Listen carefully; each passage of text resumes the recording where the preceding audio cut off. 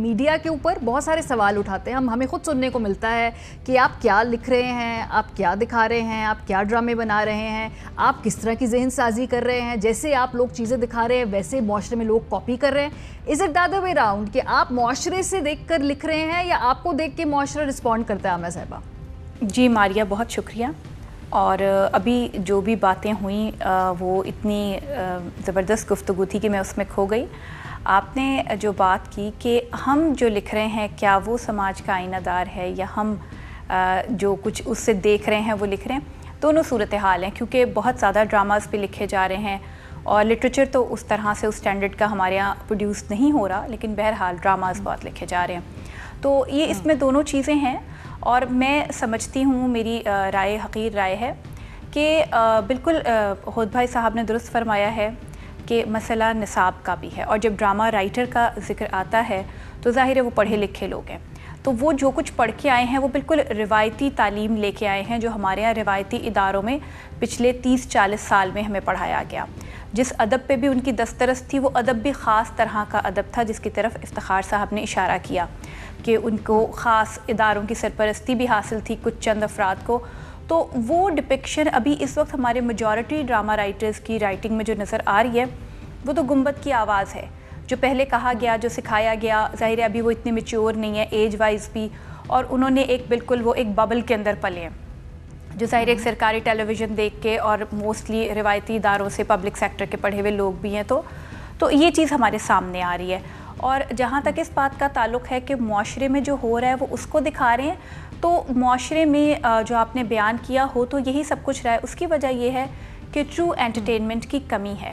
जब street theatre नहीं है, जब मौसीकी नहीं है, जब मौसीकी को हराम समझा जाता है, गलत समझा जाता है, हर वो चीज़ जो आपको खुशी देती है उसमें से आप तकलीफ़ निकालते हैं और आपकी एस्थेटिक्स जो हैं माजरत के साथ वो मौला जट एक नई बुनियाद रख के उसके ऊपर आपकी आफ्टर 70s आपकी एस्थेटिक्स की बुनियाद रखी गई और आपको वो सब कुछ सिखाया गया कि तशद्दुद जो है, किसी को पिटते हुए देखना, किसी को मारना, उसके अंदर कोई खुशी, बड़कों के अंदर कोई खुशी है, तो फिर जो मुआशरा सामने है वही आपके सामने आएगा। तो मैं ये समझती हूँ कि ये मुआशरती रवैये जिनकी आबियारी की गई है पिछले बहुत से बरसों में, 4 दिहाइयाँ तो हम उंगलियों पे गिन सकते हैं, तो वो सभी हमारे सामने हैं। उसमें ड्रामा राइटर्स कौन सा इस मुआशरे से कहीं बाहर रह रहे हैं, तो किसी न किसी हद तक हम भी हिस्सेदार भी हैं और इफेक्ट भी हैं उसके। बिल्कुल। और ये आज की बहस का ये मकसद ये है कि एक तो हम आइडेंटिफाई करें कि ये मसला क्या है और फिर उसके बाद उसका हल भी मैं आप सबसे कहूँगी ज़रूर तजवीज़ करें।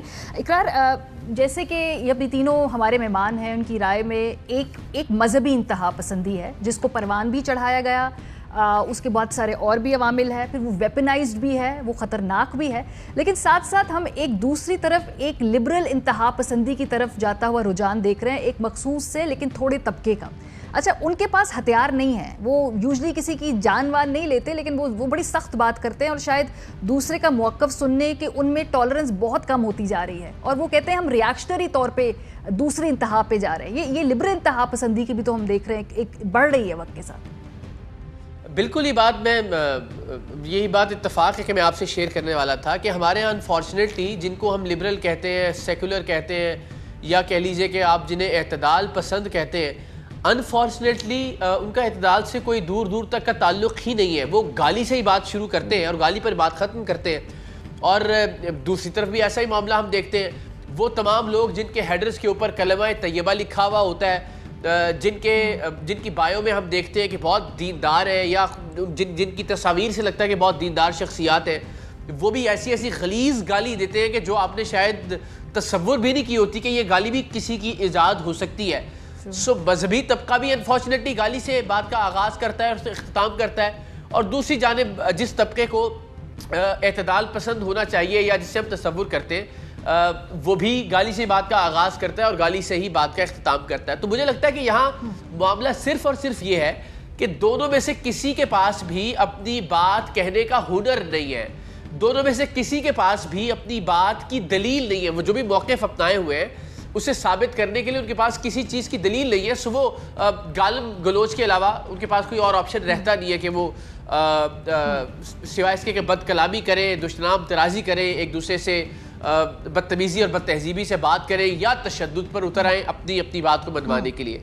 सो दलील का फुकदान है, और दलील ज़ाहिर है हमसे मुझे लगता है आहिस्ता आहिस्ता वक्त के साथ साथ छीन ली गई है। हमें एक अजीब से अजमत के झूठे खप्त में मुब्तला कर दिया गया है कि हम दुनिया की बेहतरीन कौम है, हम दुनिया के शानदार तारीख वाले लोग हैं, हमसे कोई गलती सरजद हो नहीं सकती। ये जो मीनार पाकिस्तान पर लड़की का वाक़या हुआ, ये कोई खलाई मखलूक ऊपर से नाजिल हुई थी, ये उसने किया, ये पाकिस्तानी तो हो ही नहीं सकते। और अगर कोई उन्हें पाकिस्तानी कहते हुए शर्मिंदगी या नदामत का इजहार करे तो वो गद्दार वतन है।